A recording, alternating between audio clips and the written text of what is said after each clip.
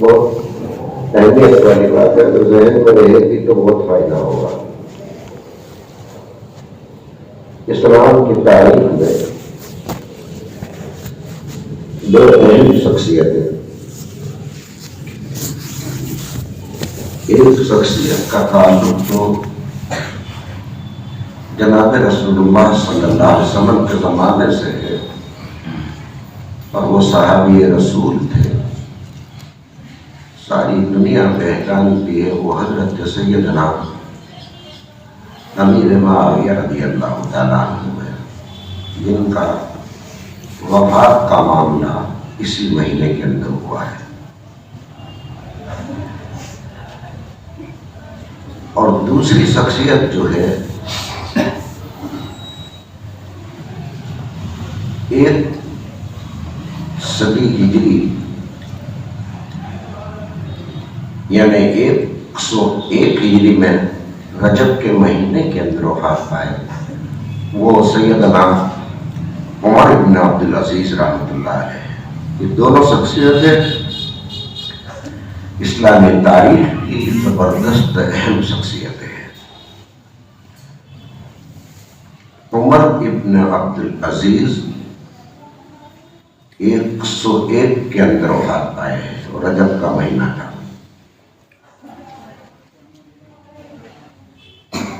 عمر ابن خطاب نہیں، عمر ابن عبدالعزیز کی بات کر رہا ہوں۔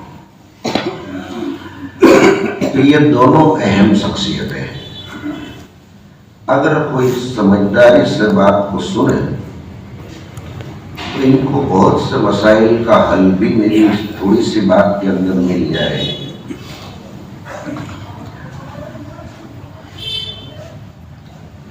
رسول پاک صلی اللہ علیہ وسلم کی وفات کے بعد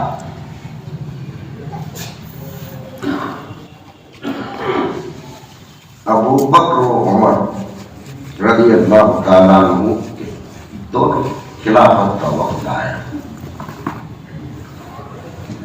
ابو بکر و عمر دونوں ایسے خلیفہ ہیں کہ ان کا خاندانی تعلق قریش سے تھا، قبیلہ قریش سے تھا۔ تیسرے نمبر پر جو خلیفہ ہے وہ حضرت عثمان ابن عفان رضی اللہ تعالیٰ عنہ ہے۔ ان کا تعلق عرب کے زبردست خاندان بنو امیہ سے تھا، اور چوتھے نمبر کے خلیفہ جو ہوئے وہ حضرت علی المرتضیٰ رضی اللہ تعالیٰ عنہ ہوئے۔ ان کا تعلق دنیا میں سب سے عظیم خاندان سمجھے، یعنی حضرت محمد صلی اللہ علیہ وسلم کا خاندان، جس کو بنو ہاشم کہا جاتا تھا، اس میں سے آپ کا خاندان بنو ہاشم کہلاتا ہے۔ کیوں کہ حضور پاک صلی اللہ علیہ وسلم کے پردادا کا نام ہاشم تھا، اس لیے وہ بنو ہاشم ہوئے۔ حضور کے دادا کا نام عبد المطلب تھا اور پردادا کا نام ہاشم تھا۔ ہاشم کے باپ کا نام عبد مناف تھا، عبد مناف کے باپ کا نام قصی تھا، قصی کے باپ کا نام کلاب تھا، کلاب کے باپ کا نام غالب تھا۔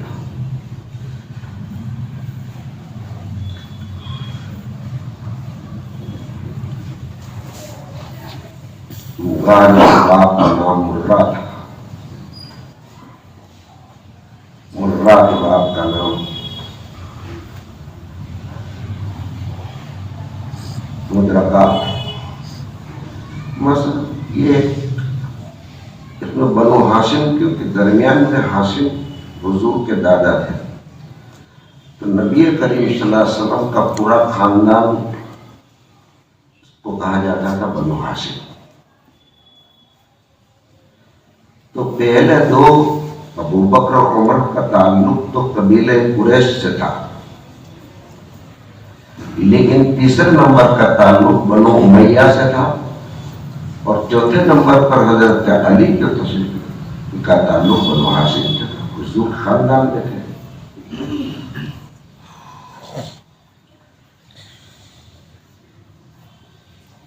چنانچہ حضرت علی رضی اللہ تعالیٰ عنہ کے بعد یا امام حسن کے بعد جو کچھ کام ہو رہا تھا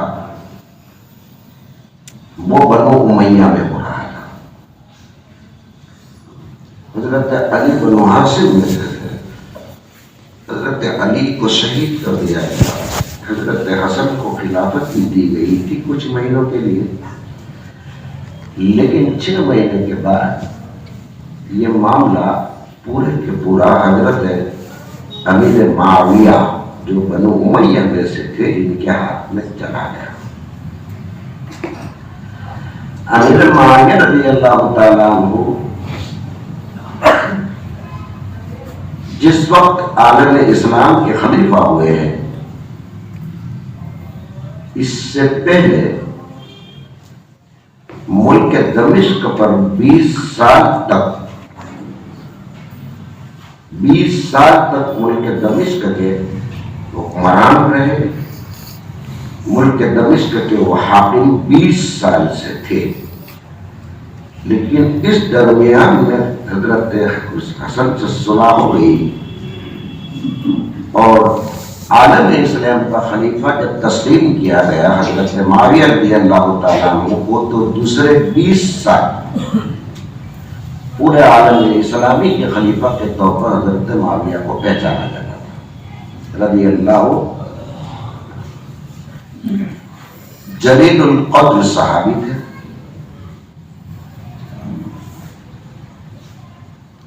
اللہ کے نبی کے عاشق صلی اللہ علیہ وسلم، رسول اللہ کے پاس رہتے تھے۔ جب وحی نازل ہوتی تھی تو چند صحابہ کو رسول پاک صلی اللہ علیہ وسلم یوں فرمایا کرتے تھے کہ تم ان کو لکھ لیا کرو، لکڑے کے اوپر، چمڑے کے اوپر، ہڈے کے اوپر، جو چیز اس زمانے میں ہوتی تھی اس پر محفوظ کر لیا کرو، لکھ لیا کرو۔ حضرت معاویہ کو حضور یوں فرماتے کہ تم برابر میرے پاس بیٹھو، جیسے بھی قرآن آئے دیر مت لگاؤ لکھنے میں، فوراً لکھ لیا کرو۔ اس کی ترتیب یہ رکھو کہ ضع قلمک علی یدک علی اذنک الیسریٰ فإنہ اذکر لک۔ حضور نے فرمایا کہ معاویہ قلم کو بائیں کان کے اوپر رکھے رکھو، بائیں کان کے اوپر، اس لیے کہ یہ جلدی یاد آنے والی چیز ہے۔ جیسے ستھار، درزی، کام کرنے والے لوگ جن کو جلدی جلدی لکھنے کی ضرورت، قلم کی ضرورت پڑتی ہے، تو وہ اپنی قلم کو کان پر رکھ لیتے ہیں تاکہ بار بار ڈھونڈنے کے لیے جانے میں وقت خرچ نہ ہو۔ پھر آپ یوں فرماتے ہیں، دیکھو بات کو لمبی کرو، تا کے اوپر 2 نقطے برابر لگاؤ،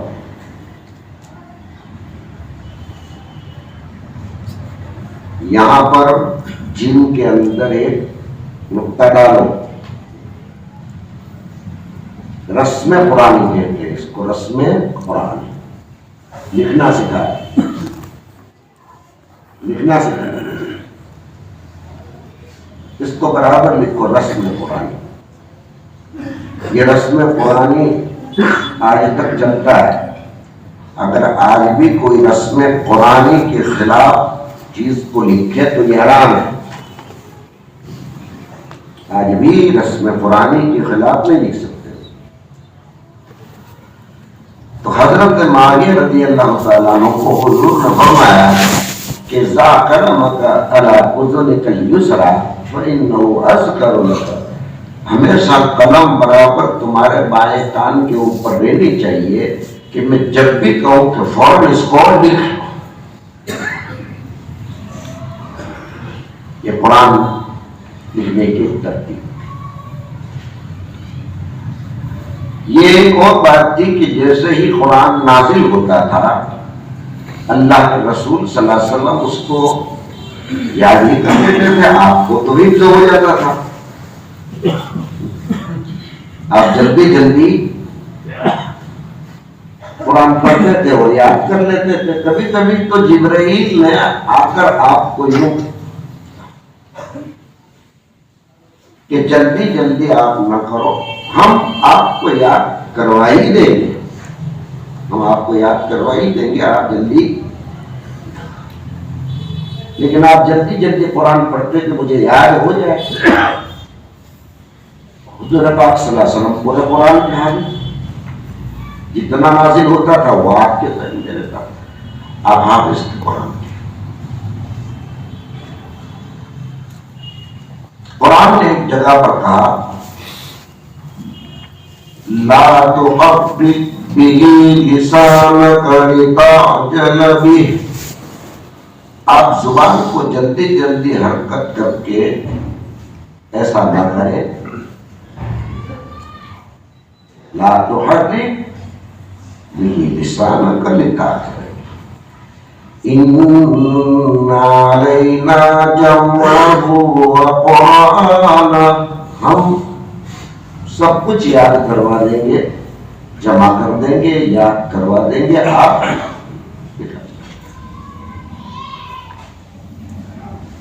وحی کے پورے نازل ہونے کے وقت تک ولا تعجل من قبل ان یقضی الیک.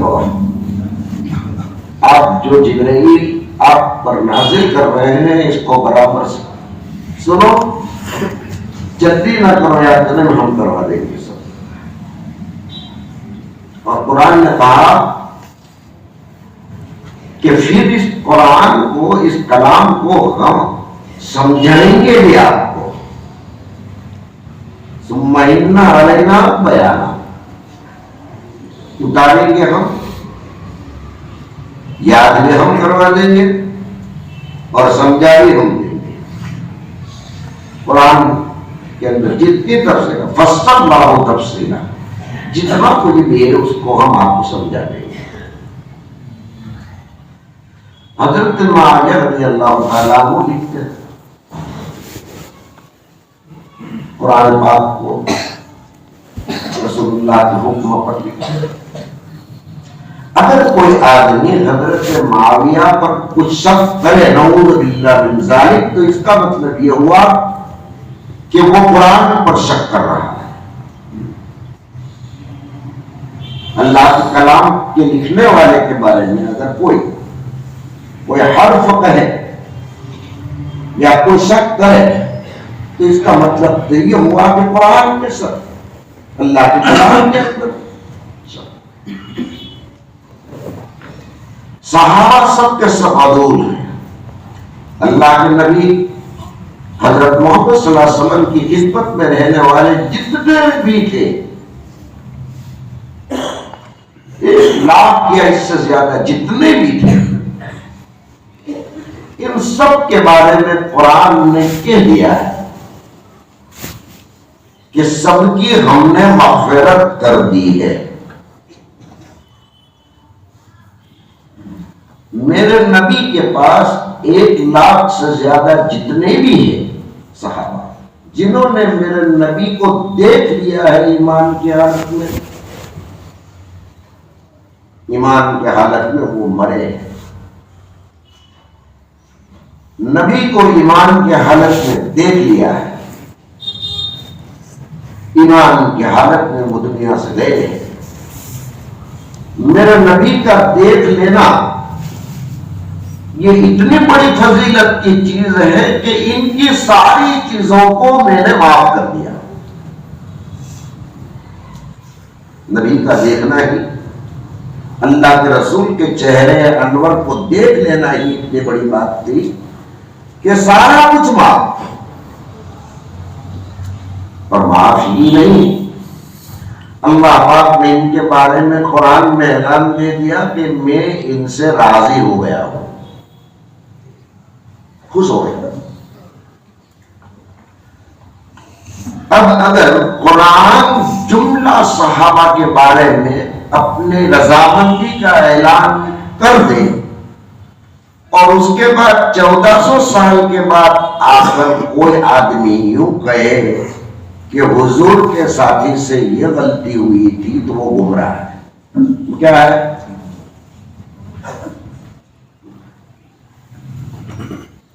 قرآن ایک ایسی نص صریح ہے کہ باطل اور شیطان اندر داخل نہیں ہو سکتا ہے۔ اللہ نے اعلان دے دیا، بات پوری ہو گئی۔ جتنے بھی اللہ کے نبی کو دیکھنے والے ہیں وہ سب کے سب ایسے ہیں کہ اللہ اس سے خوش ہو گیا ہے۔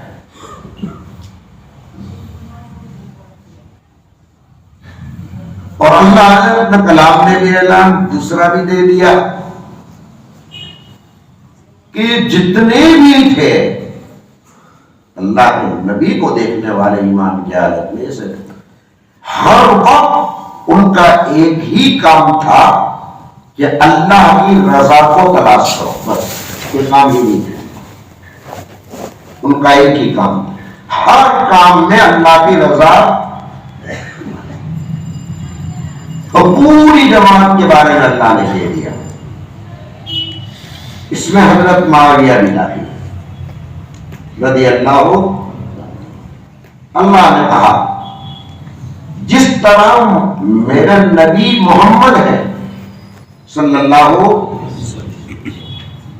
آپ خاتم النبیین ہیں،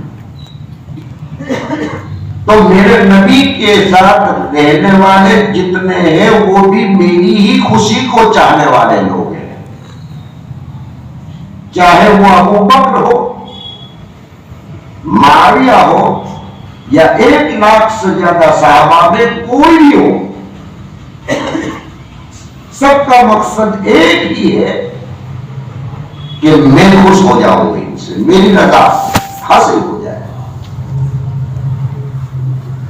اپنے نبی کا اعلان دیا، ساتھ ہی میں صحابہ کو جوڑ دیا۔ محمد رسول اللہ والذین معه اشداء علی الکفار رحماء بینہم تراہم رکعا سجدا۔ ہر ایک رکوع اور سجدے کی حالت میں رہنے والا تھا، ہر ایک۔ اگر ان کو دیکھتے تو سب اللہ کی عبادت کے اندر مصروف تھے، سب کا کام کیا تھا؟ یبتغون فضلا من اللہ ورضوانا، سب کا مقصد ایک تھا کہ ہمارا اللہ ہم سے راضی ہو جائے۔ سیماہم فی وجوہہم من اثر السجود، ان کے چہروں پر میری عبادت کے آثار اور نشان لگ چکے ہیں۔ یہ ایسی جماعت ہے، اس لیے ساری دنیا کے انسانوں کو، قیامت تک کے ہونے والے انسانوں کو اللہ کے رسول نے متنبہ کر دیا، سب کو خبردار کر دیا ہے، خبردار کر دیا ہے۔ اور ہر جمعہ میں خطیب 8 دن کے اوپر ساری دنیا کے ایمان والوں کو متنبہ کرتا ہے کہ اللہ اللہ فی اصحابی لا تتخذوهم غرضا من بعدی، میرے صحابہ کے بارے میں جو میرے نبی کے پاس بیٹھ چکے ہیں، دیکھ چکے ہیں، ایمان کی حالت میں میرے نبی کو دیکھ چکے ہیں، اللہ کے نبی نے فرمایا میرے یہ ساتھی جتنے بھی ہیں، ان ساتھیوں کے بارے میں تمہیں میں یہ متنبہ کر دیتا ہوں اور تمہیں یاد دلاتا ہوں اللہ کو۔ حضور نے فرمایا تمہیں یاد دلاتا ہوں میں اللہ کو، اللہ کا واسطہ تمہیں دیتا ہوں، اللہ اللہ فی اصحابی لا تتخذوهم غرضا من بعدی، میرے بعد، میرے دنیا سے چلے جانے کے بعد تم میں سے کسی کی ہمت یہ نہیں ہونی چاہیے کہ میرے ساتھیوں میں سے، میرے صحابہ میں سے کسی کے اوپر بھی کوئی انگلی اٹھائے۔ ان سب کو اللہ نے معاف کر دیا ہے، قرآن نے اعلان دے دیا ہے، کل جا کر کہیں ان کی کوئی نعوذ باللہ غلطی کو تلاش کرنے میں تو لگ جانا، اگر ان کی خطا اور غلطی کو کوئی تلاش کرنے لگے گا تو تمہارا پورا دین جو میں تمہیں دے کر جاتا ہوں یہ پورا دین زخمی ہو جائے گا، کیونکہ دین تو ہمیں یہیں سے ملا ہے، حدیثیں تو ہم نے انہی سے حاصل کی ہے، دین کی ساری باتیں ہماری انہی سے ملی ہے۔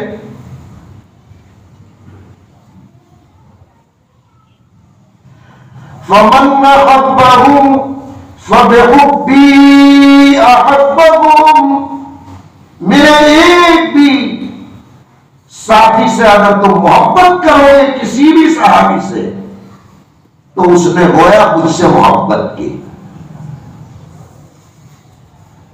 وَمَنْ أَبْغَضَهُمْ فَبِبُغْضِي أَبْغَضَهُمْ، اگر میرے کسی بھی ساتھی سے کسی نے ذرہ برابر بھی دل میں کوئی چیز رکھی تو اس نے میرا بغض دل میں رکھا۔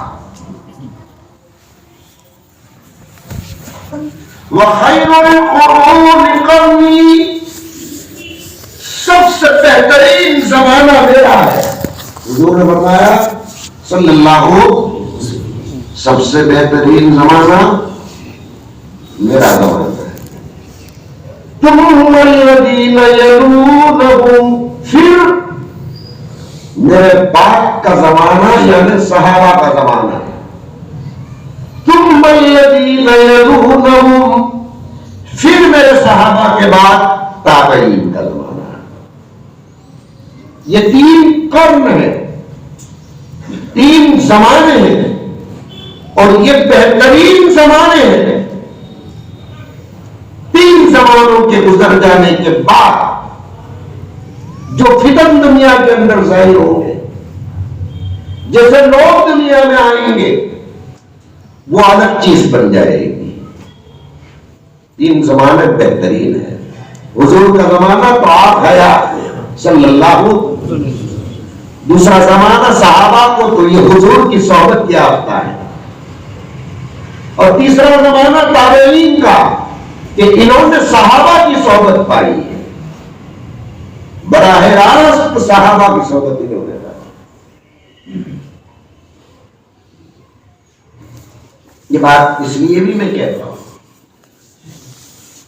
کہ اس زمانے میں ایک طبقہ ایسا ہے جن کا مشغلہ بزرگوں کے پاس متبحر نیک علماء کے پاس بیٹھنے کی بجائے اور ان سے دین حاصل کرنے کی بجائے، ان سے مسائل پوچھنے کی بجائے، ان سے بزرگوں کے واقعات پوچھنے کی بجائے موبائل فون لے کر بیٹھے ہوئے ہیں. سمجھ میں آ رہی بات؟ میں یہ بات اس لیے کہتا ہوں کہ ہم میں کا ایک طبقہ اپنے زمانے کے علماء متبحر اور علماء صالحین، قرآن اور سنت کا علم رکھنے والے اور بزرگوں کے پاس بیٹھنے کی بجائے اس چھوٹے سے فون سے سارا علم سیکھ لینا چاہتے ہیں. وہ یاد رکھے کہ خدا نہ خواستہ گمراہی کی کھائی میں نہ چلے جائے. آپ نے کوئی بات سن لی، آپ نے کوئی بات پڑھ لی اور آپ نے اس بات پر یقین کر لیا اور آپ کو اسلاف والی زندگی سے جو چیز ملی تھی اس سے آپ ہٹ گئے، ایمان صاحب ہو جاتا. یہی تو وجہ تھی، یہی وجہ تھی کہ وہی علم معتبر ہے، وہی اکابر معتبر ہے اور وہی اسلاف معتبر ہے، وہی اولیاء اللہ معتبر ہے جن کا اسلاف سے سلسلہ ہے. سینہ و سینہ چلایا ہے، وہ فون میں نہیں آتا. آپ مسئلہ فون میں سیکھ جانا چاہتے ہیں، جس چیز کو سیکھنے کے لیے 40 سال اور 50 سال چاہیے انسان کو، وہ آپ کو صرف ٹچ کر کے سیکھ لینا ہے. کیا سیکھ جاؤ گے؟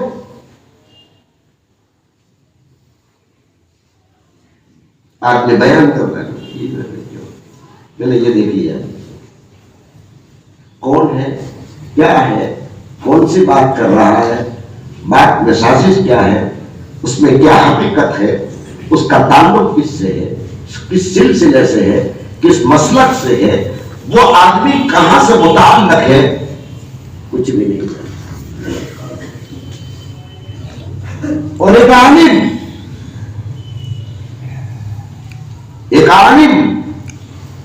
عالم سے میری مراد یہ ہے کہ متبحر عالم جس کو قرآن اور سنت کا علم ہو، وہ اس چیز کو سیکھنے کے لیے 50 سال لگاتا ہے.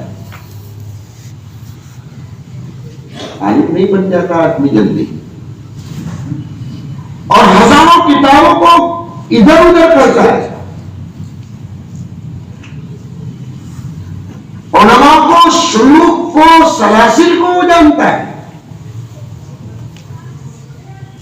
صوفیت کے سلاسل کو جانتا ہے، فقہا کو جانتا ہے، محدثین کو جانتا ہے، مفسرین کو جانتا ہے، کون کس سال میں ہوا اس کو جانتا ہے، 1400 سال تک کی تاریخ کو وہ جانتا ہے، اور اس کے بعد آنے والے اداروں کی تاریخ کو جانتا ہے، ہمارے اسلاف کو جانتا ہے، اکابر کو جانتا ہے.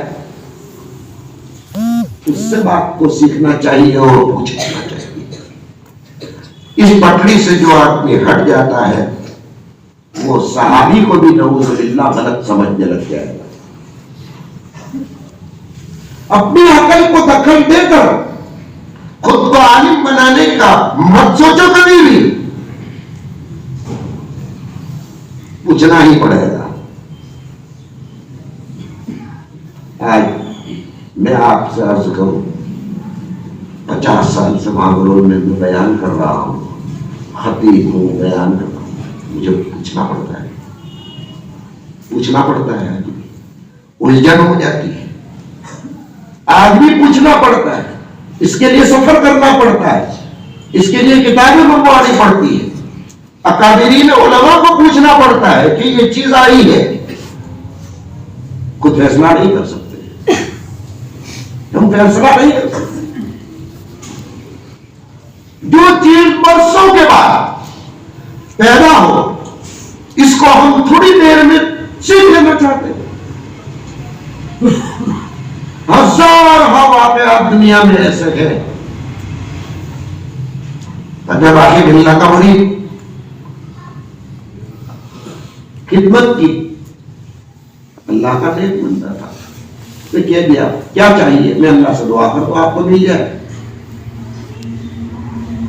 نے کہا کہ میں آپ جیسا بننا چاہتا ہوں, آپ جیسا بننا چاہتا ہوں. اوہ رحمۃ اللہ علیہ نے فرمایا تم نے کیا سوال کر دیا,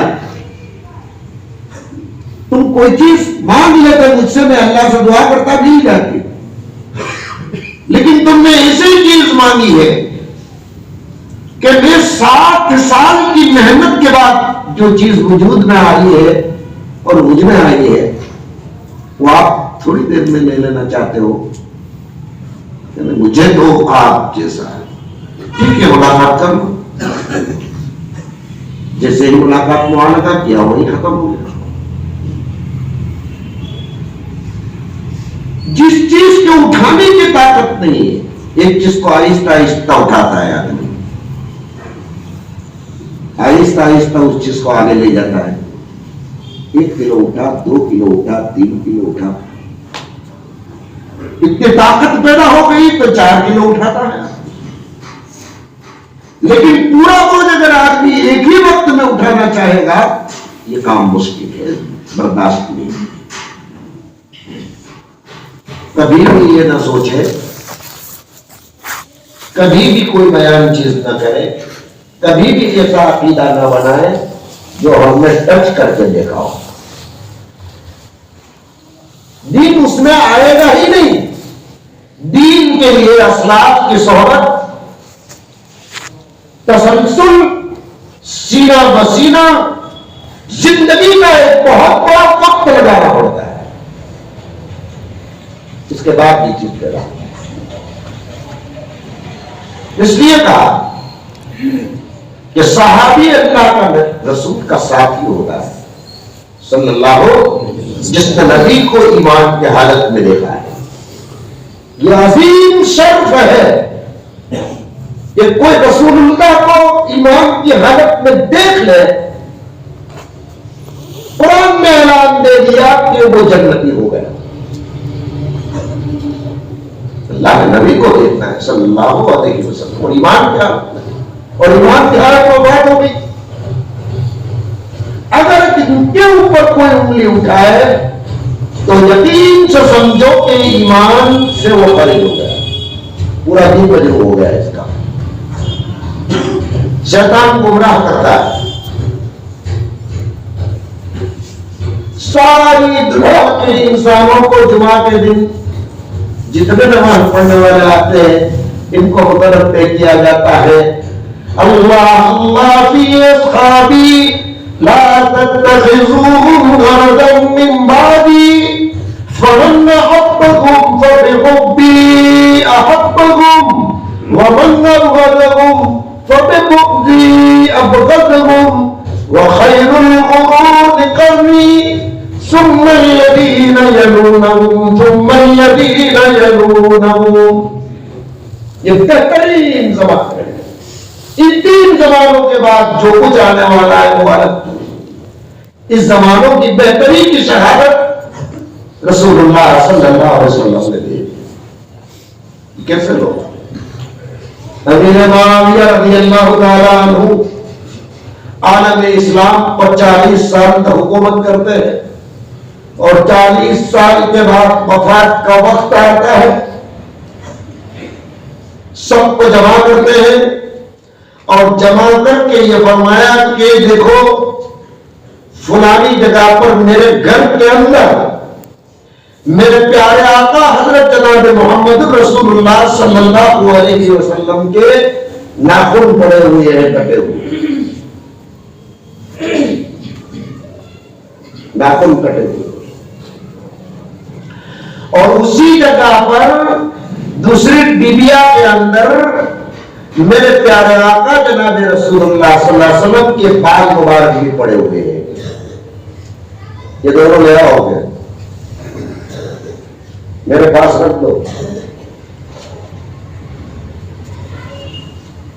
عشق تھا, عشق تھا, یقین سے سمجھتے تھے کہ یہ اللہ کے رسول کی ایک چیز ہے.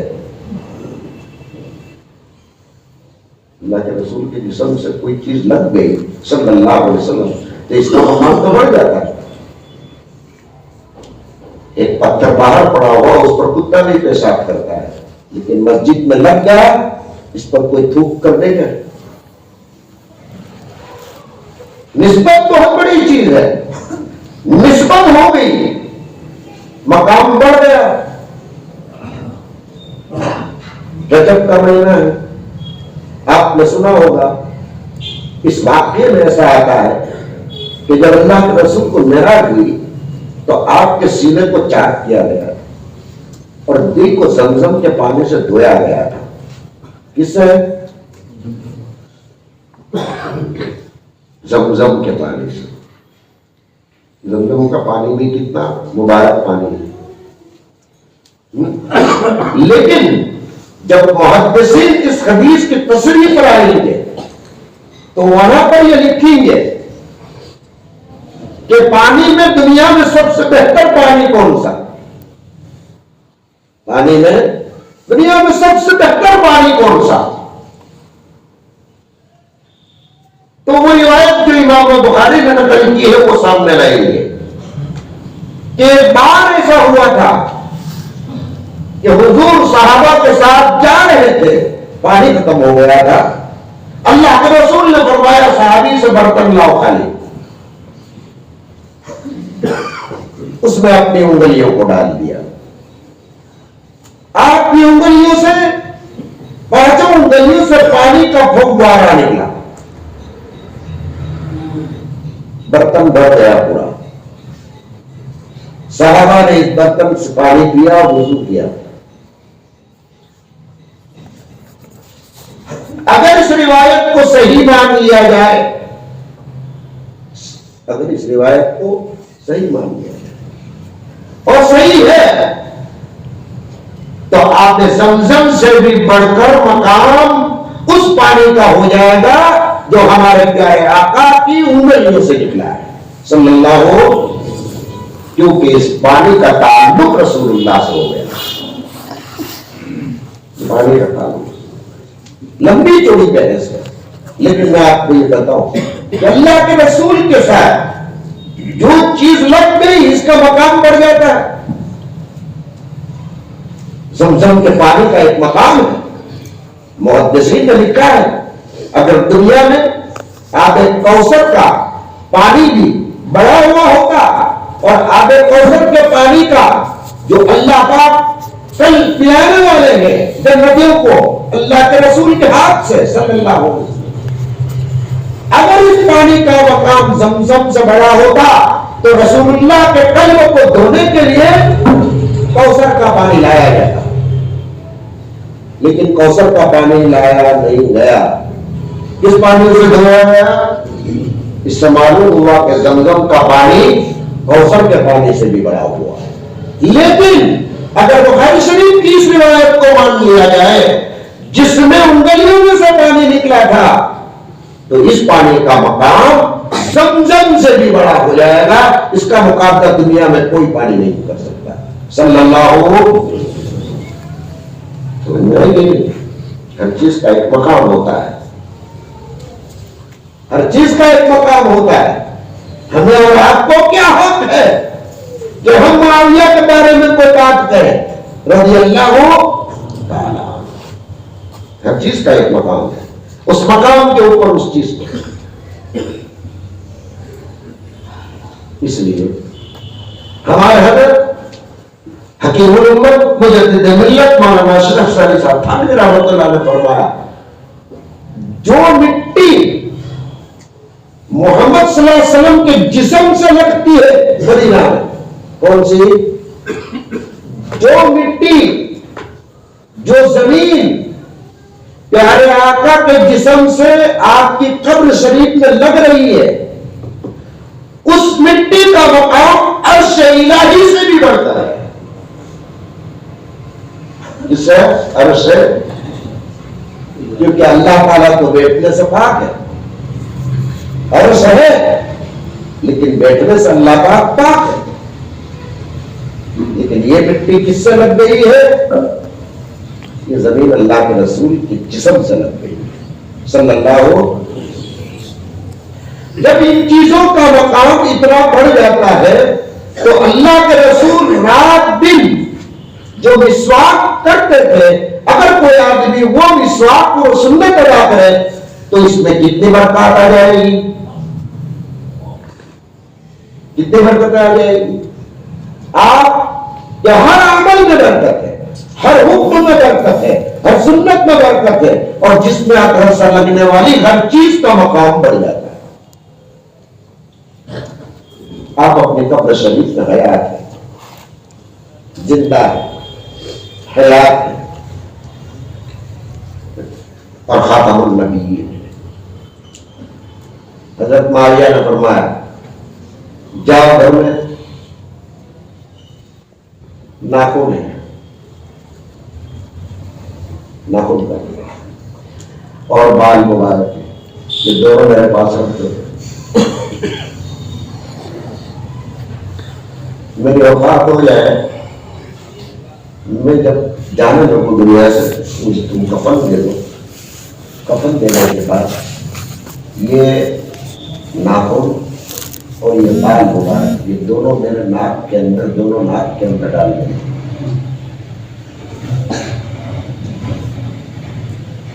اس لیے کہ مجھے کبھی امید ہے، مجھے امید ہے کہ یہ دونوں چیزیں میرے ناک چلی جائے اور میں اللہ کے حضور میں پیش، تو میرا اللہ میرے اوپر رحمت کی نظر ضرور کر دے گا، کیونکہ میرے نبی ہے بال اور نبی کے ناک کے عاشق رسول تھے صلی اللہ علیہ وسلم. رجب میں ان کی وفات ہوئی، اس مہینے میں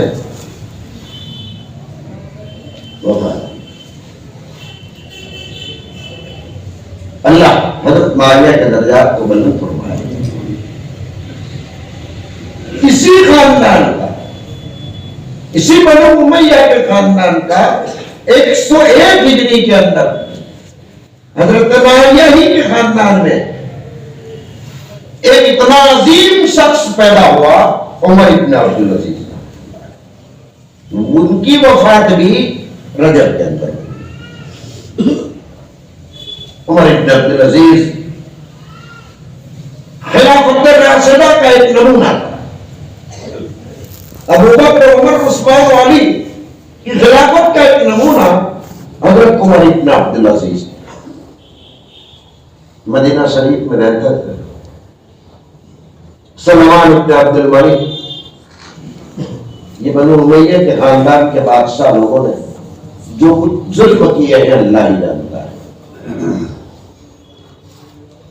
کسی پر بھی ظلم کیا ہو، کوئی بھی آدمی کسی پر ظلم کرے گا، جانور پر ظلم کرے گا تو بھی منع ہے.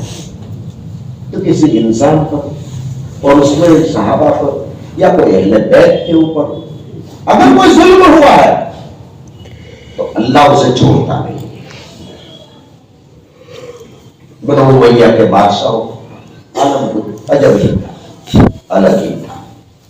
انہی خاندان میں اللہ پاک نے عمر ابن عبدالعزیز کو پیدا کیا. معاملہ کیا ہوا تھا؟ سلمان ابن عبد الملک مرتے وقت تو اس کو خیال آیا کہ میں نے تو ساری زندگی اور میرے باپ داداؤں نے ساری زندگی جو گناہ کیے ہیں، اور ان گناہوں کے اندر سب سے بڑی بات یہ ہے کہ لوگوں کی مال و متاع، ان کی زمینیں، ان کی جائیدادیں، یہ ساری سرکاری خزانوں میں جمع کر کے خرچ کی،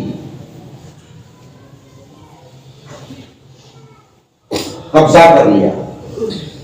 جہاں اچھی چیز دیکھی اس کو لے لیا، جہاں کوئی چیز دیکھی اس سے لے لی.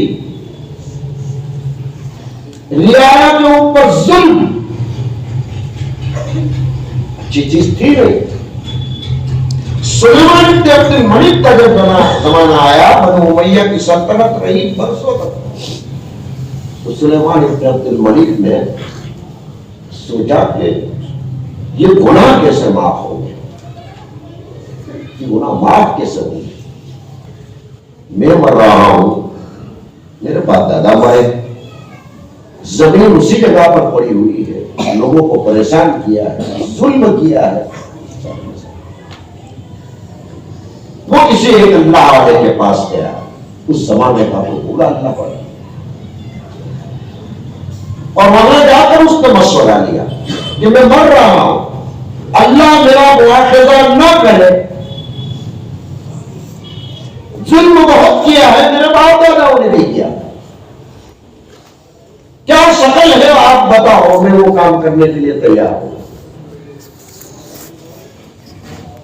یہ میرے باپ داداؤں کا مسئلہ ہے، ان کو بھی اللہ معاف کر دے اور مجھے بھی معاف ہو جائے، ایسا کوئی نسخہ بتاؤ۔ اس بات یاد رکھو، اگر کسی کو مرنے سے پہلے بھی اتنا خیال آ جائے کہ یا اللہ میرا کیا ہوگا، تو وہ آدمی کامیاب ہے۔ مرنے سے پہلے تو خیال آنا چاہیے کہ نہیں، ارے میری بات سمجھو آپ،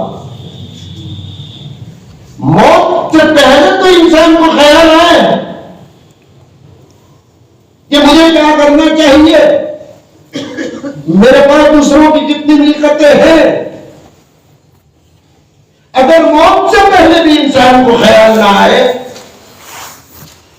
تو معاملہ مشکل ہے، اللہ کا خیال پیدا ہی نہ ہو۔ اللہ بہت بڑا معاف کرنے والا ہے۔ اگر انسان زندگی میں سوچے کہ مجھے اس کا تدارک کیسے کرنا چاہیے، اس کا حل نکالنے کی کون سی شکل ہے، تو اللہ کو بڑا معاف کرتا ہے، عذاب دیتا ہے تو بھی پورا دے دیتا ہے، اور معاف کرنے کے اوپر آتا ہے تو بھی معاف کر دیتا ہے۔ نبی عبادی انی انا الغفور الرحیم، اے میرے پیارے نبی قیامت تک کے انسانوں کو کہہ دو، میرے بندوں کو سب کو، میں بہت بڑا معاف کرنے والا ہوں۔ وَإِنَّ عَذَابِي هُوَ الْعَذَابُ الْأَلِيمُ، اور عذاب دینے پر آؤں گا تو ایسا دردناک عذاب دوں گا کہ کوئی نہیں دے سکتا۔ اللہ معاف کرنا، لیکن موت سے پہلے خیال تو پیدا ہو جائے۔ سلیمان بن عبد الملک کو خیال آیا کہ مجھے کیا کرنا چاہیے کہ میرے خاندان کو اللہ معاف کر دے، کیونکہ بادشاہت کے نشے میں رعایا کے اوپر ظلم ہوا ہے، ان کی ملکتیں، ان کی جائیدادیں ظلماً سلب کر لی گئی ہے، قوم کا قتل،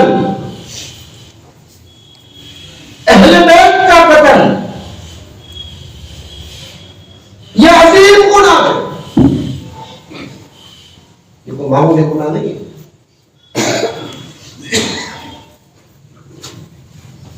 کو خیال آیا ہو، بہت دنیا کا بڑا بادشاہ ہے سلیمان بن ملک، دنیا کی بڑی حکومت ہی ہوئی بنو امیہ کی،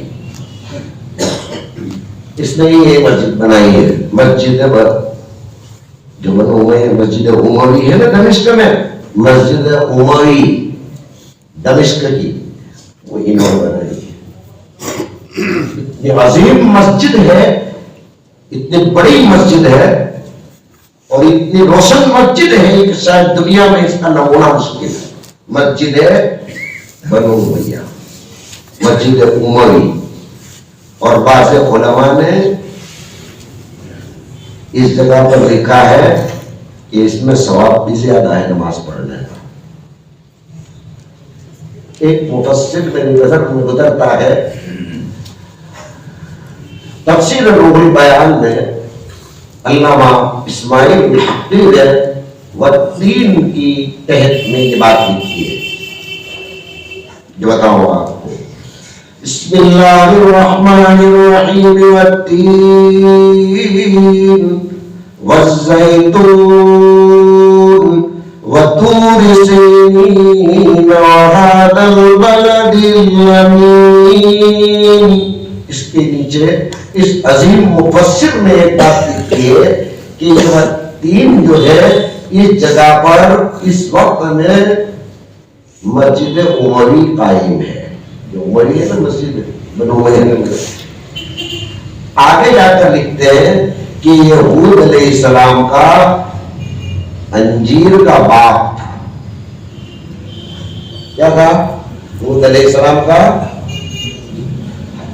اس انجیر کے باغ کی جگہ پر مسجد عمری کو بنایا گیا ہے. اور وہ تین میں اسی بات کو کہا جاتا ہے کہ یہ وہی جگہ ہے جو ہود کی تین کا انجیر کا باغیچہ ہے. اس پر مسجد عمری آج کھڑی دمشق میں. جاؤ تو دیکھ لینا. میں گیا نہیں.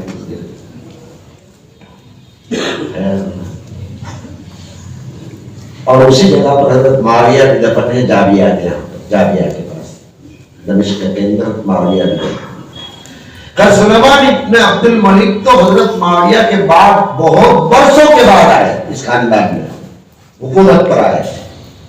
انہوں نے دیکھا کہ حضرت معاویہ کے بعد میرے خاندان میں اتنے لوگ آئے ہیں, اتنے مظالم ہوئے ہیں, اتنی یہ چیزیں ہوئی, معاف کیسے ہوگی؟ اللہ کا خیال آ گیا. ایک اللہ والے کے پاس گئے اور پوچھا مسئلہ. اللہ والے کو مسئلہ پوچھا. اس لیے ایک بات یاد رکھو, کسی اللہ والے کو بھولا بھالا مت سمجھنا. بھولا بھالا کی دو قسمیں ہیں. کتنے؟ ایک بھولا بھالا جس کو ہم کہتے ہیں, تو ایک بھولا بھالا جس کو ولی اللہ کہتے ہیں. مسئلہ یاد رکھو, اللہ پاک نے 1,24,000 سے زیادہ جتنے بھی انبیاء بھیجے ہیں ان میں سے ایک بھی بھولے بھالا نہیں تھا. سب ایک دم چوکنا اور ہوشیار. چوکنا اور ہوشیار تھے ایک دم. جب انبیاء اتنے چوکنا اور ہوشیار ہوتے ہیں تو انبیاء کا علم اٹھانے والا بھی بولے بھالا نہیں ہوتا. بھلے وہ نیچے نظریں رکھ کر چلا جاتا ہو, نیچے نظریں رکھ کر چلا جاتا ہے. آپ سمجھتے ہو کہ اس کو کچھ پتا نہیں چلتا وہ جا رہا ہے, اس کو کچھ پتا نہیں چلتا جا رہا ہے. تو بھائی یہ جتنا جانتا ہے یہ سب ان کو پتا ہے کہ تم کہاں پر کھڑے ہو, تم کدھر جا رہے ہو, اس طرف کون ہے, اس طرف کون ہے. اللہ کے رسول نے ایک مرتبہ مسجد میں نماز پڑھا رہے تو صلی اللہ ہو تو موسم پر سو گئے کیا؟ ارے سو رہا ہے. بخاری شریف میں روایت, بخاری شریف امام بخاری نے ایک بات قائم کیا اپنی کتاب کی صحیح بخاری میں, عزت الناس فی الصلاۃ. یہ بات قائم کیا کہ نماز میں لوگوں کو نصیحت کرنی. یہ بات قائم کیا.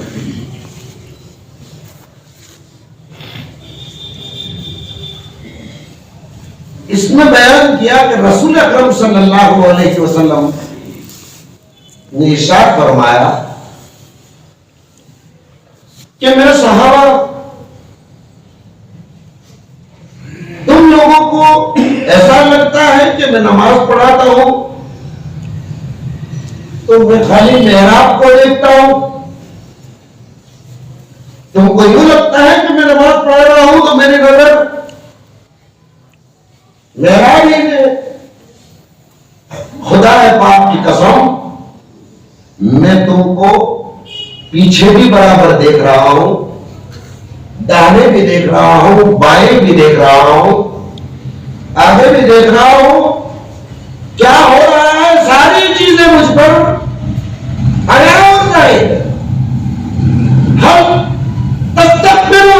لہذا تم سمجھتے ہو کہ میں یہی دیکھ رہا ہوں؟ اللہ کی قسم تمہارے رکوع کو برابر میں دیکھ رہا ہوں، تمہارے سجدے کو بھی برابر دیکھ رہا ہوں۔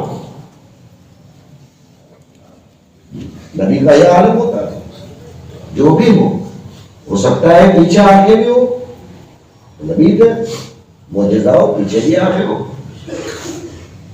نبی کے علم کا اٹھانے والا حقیقت میں بولا بھالا نہیں ہوتا، وہ امت کے حالات کو خوب جانتا ہے۔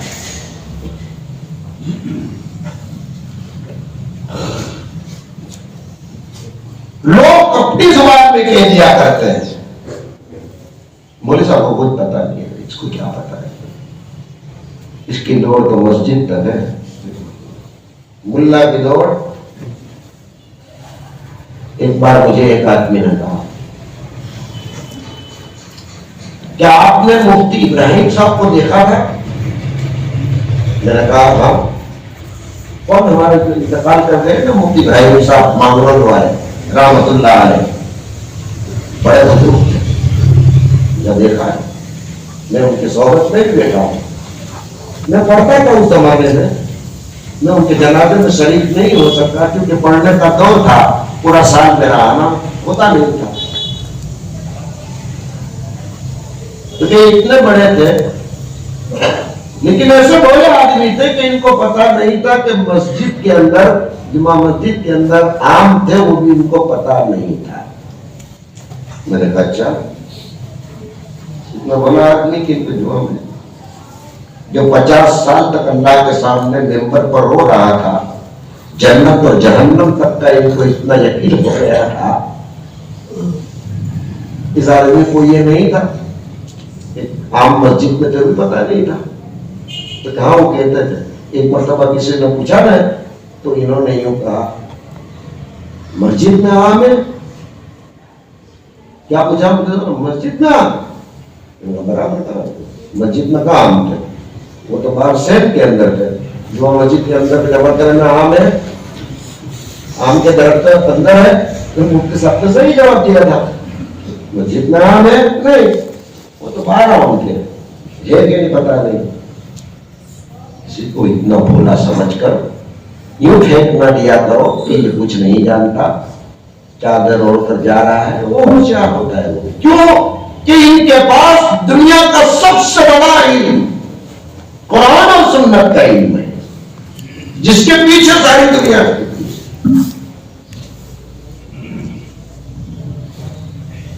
گئے اللہ کے نیک بندے کے پاس کہ یہ سب کیسے معاف ہوگا؟ عمر ابن عبد العزیز اس وقت چھوٹی عمر، اور یہ ان کے دادا یہ پوچھنے کے لیے گئے۔ اب اس زمانے میں خلافت یہ کی جاتی تھی کہ میرے مرنے کے بعد اس کو خلافت دے، بادشاہ اس کو سپرد کر دے، نوابیت اس کو سپرد کر دے۔ تو اللہ والے نے کہا کہ میں تم کو آرام سے جواب دیتا ہوں۔ اللہ والے نے سوچا مسئلہ تو یہ پوچھتا ہے، لیکن اللہ ان کو کیسے معاف کرے، اس کے لیے کیا ترتیب ہونی چاہیے، کیا ہونا چاہیے اس کے لیے۔ انہوں نے نظر دوڑائی تو انہی کے خاندان میں سلیمان بن عبد الملک کے ساتھ ایک لڑکے کی طرف نظر کی تو اس کی پیشانی سے پتا چلا کہ یہ اللہ کا ولی ہے۔ پہچان لیا؟ اللہ والے کو پہچان لیتا ہے، یاد رکھو، اللہ والے کو پہچان لیتا ہے۔ اس نے طے کر لیا کہ اب سلیمان بن عبد الملک کو مسئلہ بتا دو اور اس کو کہہ دو کہ میں جس کو کہوں اس کے نام پر اگر خلافت تو لکھ دے بادشاہ تو اللہ تیرے سارے گناہ معاف کر دے گا، یہ میری ذمہ داری۔ کیسی گجب کی بات سنی۔ سلیمان بن عبد الملک مر گیا۔ رجا ابن حیوہ ایک شخص اس کے پاس یہ سرب مہار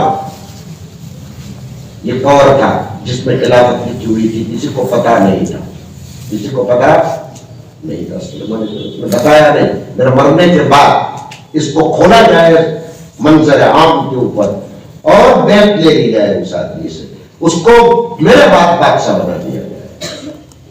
عمر ابن عبدالعزیز کی تو خیال بھی نہیں تھا کہ کیا میرے نام پر کوئی چیز نکلے گی، ولی اللہ تھے،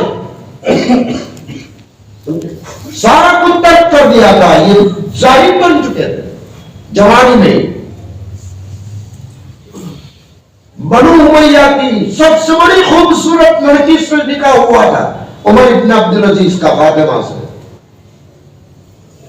اور فاطمہ کو جہیز بنو امیہ کے بادشاہوں نے اتنا لیا تھا کہ پوری سلطنت چل سکتی تھی،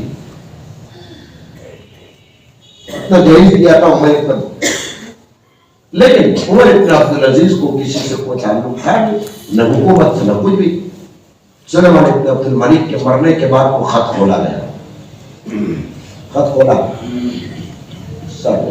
سب جماعت بنو امیہ کے بڑے بڑے ان کے لڑکے اور نام نکلا کہ آج سے یہ خلافت بادشاہ جو ہے وہ عمر ابن عبدالعزیز کے نام پر لکھی جاتی ہے۔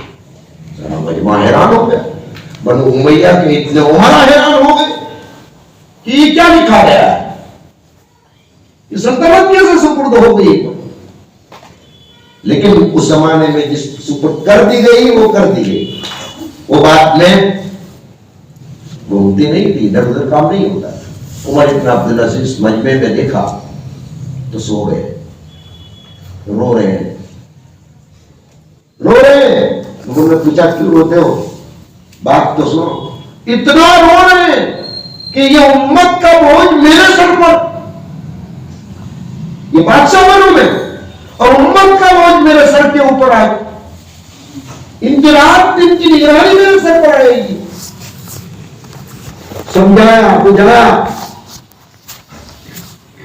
جب انہوں نے معاملہ اپنے ہاتھ میں لیا تو سب سے پہلے کہا مجھے اپنی بیوی کے پاس لے چلو،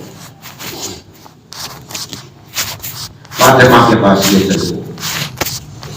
بیوی کو باہر سے بلا کر کہہ دیا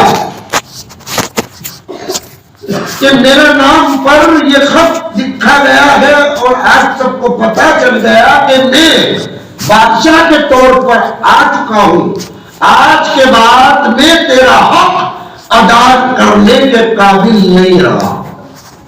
سوچو میرا لباس، میں تیرا حق ادا نہیں کر سکتا، اس بوجھ نے میری کمر کو توڑ دیا، میرا اندرون کو ختم کر دیا،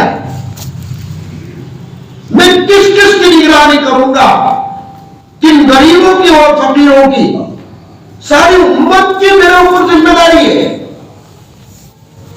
آپ کو اختیار دیتا ہوں میں، آپ رہنا چاہتے ہیں تو بخوشی، آپ الگ ہونا چاہتے ہیں تو بخوشی، آپ کا حق ادا کرنے کے قابل اب میرا جسم نہیں رہا ہے۔ وزن احساس تھا، جب پہلا حکم میں دیکھو ولی اللہ کی سوچ، تخت کے اوپر بیٹھتے ہی سب سے پہلا اعلان نکالا عمر ابن عبدالعزیز نے۔ 400 سال میں، 300 سال میں بنو امیہ کی سلطنت میں کسی بھی آدمی کا کوئی حق، زمین، جائیداد، مکان، روپیے، کوئی بھی چیز، بادشاہی، نوابی، یہ سلطنتوں میں کسی کا بھی کچھ لیا گیا ہو تو 6 مہینے کے اندر اندر سب لوگ اپنا دعویٰ کورٹ میں داخل کرتے، کیسا زبردست حکم نکلا ہے۔ وہ اللہ کو ولی کی عقل کیا کام کرتی تھی، اس کو کہنے سے کہ تو تہجد پڑھ رہے نماز پڑھ رہے تو یہ سب مسئلہ تو حل ہوتا ہے. یہ تو دوسروں کا حق کا مسئلہ تھا. یہ تو 2300 سال کی قبضے والی زمینوں کو خالی کرنے کا مسئلہ تھا, جائیدادوں کو خالی کرنے کا مسئلہ تھا, اور وہ بادشاہ کے سوا ہو نہیں سکتی تھی. اللہ نے ان کی نظر میں ڈالا کہ یہ وہ آدمی ہے جو اللہ سے ڈرنے والا ہے, اس آدمی کو ہی سلطنت پہنچ جائے تو سارے مسئلے حل ہو جائیں گے. سب سے پہلا حکم لکھا, جتنوں کی زمینیں ان بادشاہوں نے کسی نے بھی دبائی ہے, لے لی ہے, ظلمن قبضہ کر لیا ہے, وہ سب درخواست داخل کر دیں. مقدمہ دائر کیا فیصلہ ہوگا. جب تک یہ کام نہیں ہوگا وہاں تک مغفرت کا مسئلہ, جو حقوق ہے وہ تو رہ جاتے ہیں. ظلم سے جو چیزیں مر چکے ہیں تو مر چکے, لیکن جو حیات ہے زندہ ہے ان کے حقوق کے ادائیگی کا مسئلہ تھا. عمر بن عبدالعزیز بہت بڑے آدمی, مدینے میں رہتے, ایک دن زور کی بارش ہو گئی. ان کا ہمیشہ معمول ہی تھا گھر میں سے تہجد کی نماز کے لیے پہلا آدمی جو مسجد نبوی میں وضو کے بعد آتے تھے وہی آتے تھے. عمر بن عبدالعزیز مسجد نبوی میں سب سے پہلے تہجد میں وہی ہوتے تھے. زندگی کا یہ مسئلہ تھا. ایک دن آ رہے تھے,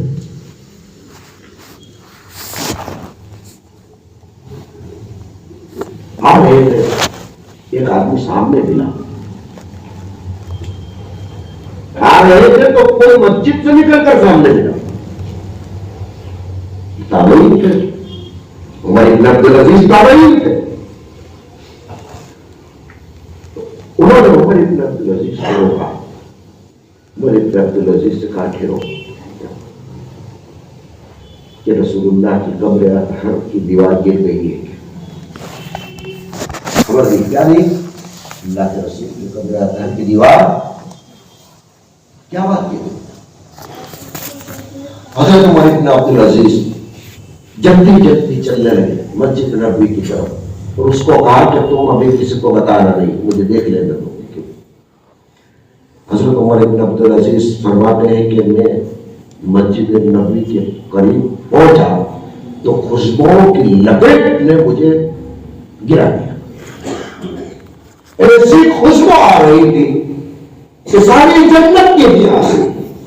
میں پہنچ گئی, میں نے دور سے دیوار کو دیکھا, حقیقت میں دور نہیں تھی, بارش ہو رہی تھی. فوراً میں نے حکم دیا بڑی چادر لے آؤ. ایک بہت بڑی چادر لے کر ویسے ہی چادر اس کمرے کے اوپر ڈال دی, اور حضور پاک صلی اللہ علیہ وسلم کے کمرہ گھر والے کمرے کو بھی ٹاپ کیا. بہت دیر تھے لیکن خود اترے نہیں. دوسرے دن دو آدمی کو دے دیا, صدق بنا بھائی کیا کریں گے, کیا کریں گے, اندر جا کر اس کو صحیح کرنا ہے. جانا کوئی آسان تھا, وہ کوئی بادشاہ نہ, بادشاہوں کا رسول اللہ صلی اللہ علیہ وسلم کے پاس جانا. اللہ اکبر, کیا انسان تھا اس زمانے سے لے کر آج تک. دو کے سوا اللہ کے رسول کے حجرے میں کوئی گیا ہی نہیں صلی اللہ ہو. ایسا بل ہے کہ دنیا میں کوئی بادشاہ یا مقامی بادشاہ یا دنیا کا کوئی ولی اللہ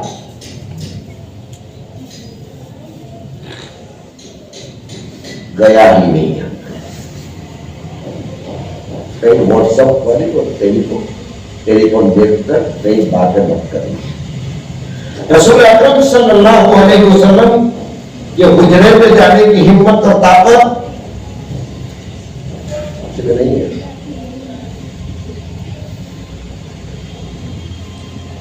شیخ نور الدین سبودی صاحب وفاء البقا ایک ایسا شخص ہے جس نے رسول اللہ کی قبر کا منظر بیان کیا ہے.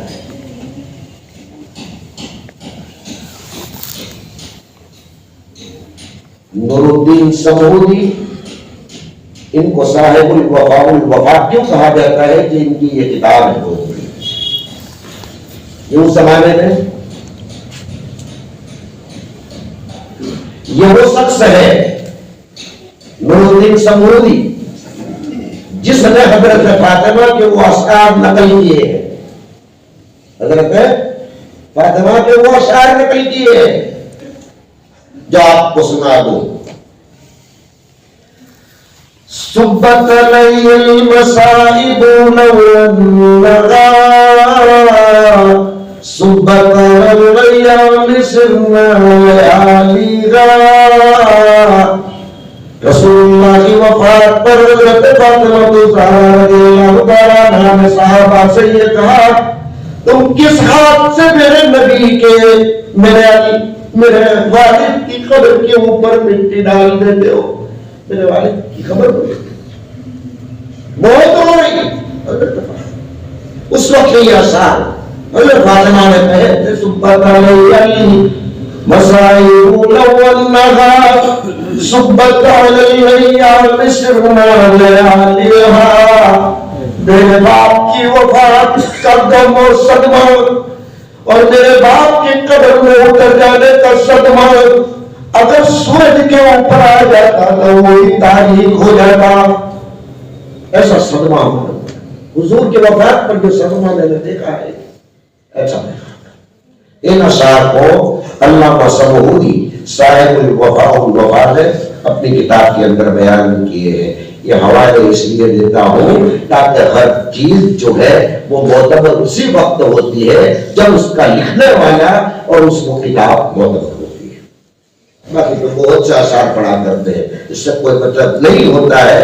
ثبوت ہر چیز کا ضروری ہوتا ہے جو ہمارے اکابرین رسول اللہ نے بیان کیا.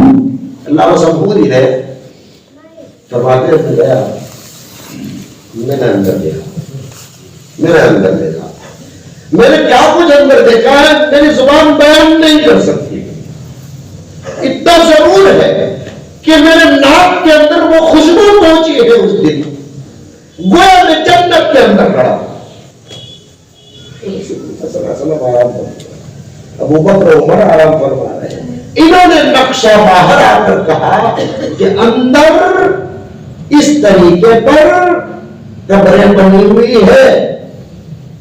حضرت عمر بن عبد العزیز نے فوراً اوپر کھڑے رہتے ہوئے فرمایا کہ جلدی سے بند کرو اس کو چن لیا جائے.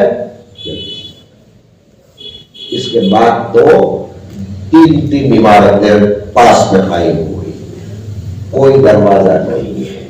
یاد رکھو اللہ کی قسم آج بھی ماں عائشہ کے اس حجرے کو دیکھنے کی طاقت دنیا میں کسی کی آنکھ میں نہیں. یہ تو حجرا ہے ماں عائشہ کا. حجرا ایسا ہی ہے. ماں عائشہ کا جو حجرا ہے ویسے ہی ہے. رسول اللہ کی وفات کے بعد ماں عائشہ اسی حجرے میں ہے. اس حجرے کے اندر ایک بھاگ کے اندر ماں عائشہ نے ابو بکر و عمر کی تدفین کی اجازت دی. ابھی بھی تھوڑی جگہ باقی ہے. ایسا لگتا ہے کہ اس جگہ پر عیسیٰ اور مہدی کا مدفن ہو. عیسیٰ اور مہدی کا مدفن ہو. عیسیٰ علیہ السلام کا اور مہدی. لیکن اسی میں ماں عائشہ رہتی ایک طرف وفات تک. لیکن ابو بکر اور کی وفات ہو گئی بیچ میں کوئی پردہ نہیں ڈالا تھا کیونکہ شوہر کے وفات ابو بکر کی وفات ہوئی تو حضرت ابو بکر کی وفات دفن کے بعد بھی بیچ میں پردہ نہیں ڈالا تھا عائشہ نے کیونکہ بات تھے ابو بکر اور شوہر تھے اللہ کے رسول صلی اللہ علیہ وسلم. لیکن عمر رسول ہوئے تو فوراً درمیان کے اندر حضرت عائشہ نے پردہ ڈالا. کیوں کہ اب عمر دفن ہو چکے ہیں اس لیے اب مجھے ان کی قبر تک نہیں جانا چاہیے. درمیان میں اللہ پاک ان ہماری سب ماؤں کے درجات کو بلند فرمائے. یہ ہماری مائیں بہت بلند مقام کی تھی، ہماری عورتوں کی طرح نہیں تھی. یا ایھا النبی قل لازواجک، اے میرے نبی اپنی عورتوں کو کہو لستن کاحد من النساء، دنیا کی دوسری عورتوں کی طرح تم نہیں ہو، تمہارا مقام الگ اور عورتوں کا مقام الگ. تم امت کی مائیں ہو اور عورتوں کا مقام الگ.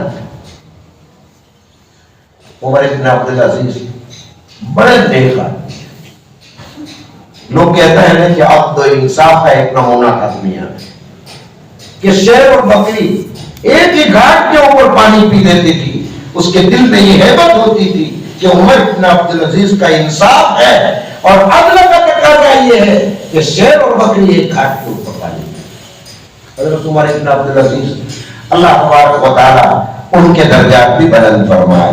میں نے یہ دونوں شخصیتوں کا بیان آپ کو اس لیے کیا کہ آپ کے ذہن میں رہے کہ رجب کے مہینے میں ان دونوں کی وفات ہوئی ہے اور ایسے وقت کے اندر ان کا اگر تذکرہ نہ کیا جائے تو اچھا نہیں لگتا. اچھا نہیں لگتا کہ ان دونوں بزرگوں کا تذکرہ نہ کیا جائے. اللہ تعالیٰ ان دونوں کے درجات کو بلند فرمائے. 12 بج رہے ہیں، اس لیے بات کو میں پوری کر رہا ہوں. مرنے والے کی اللہ تعالیٰ مغفرت فرمائے، جو انتقال کر چکے ہیں اللہ تعالیٰ کی قبر کو نور سے منور فرمائے، اس کے درجات بلند فرمائے. ہم سب کی بھی اللہ تعالیٰ مغفرت فرمائے، سب کو اللہ تعالیٰ معاف فرمائے. فتن سے فساد سے اللہ تعالیٰ ہماری حفاظت فرمائے، نیک اعمال کرنے کی توفیق عطا فرمائے. درود شریف پڑھ کے دعا کریں. اللهم صل على سيدنا محمد وعلى ال سيدنا محمد صلاة ترجينا بها من جميع الهوى والآفات وتقدرنا بها من جميع الحاجات وتكون معنا من الدرجات اے اللہ مغفرت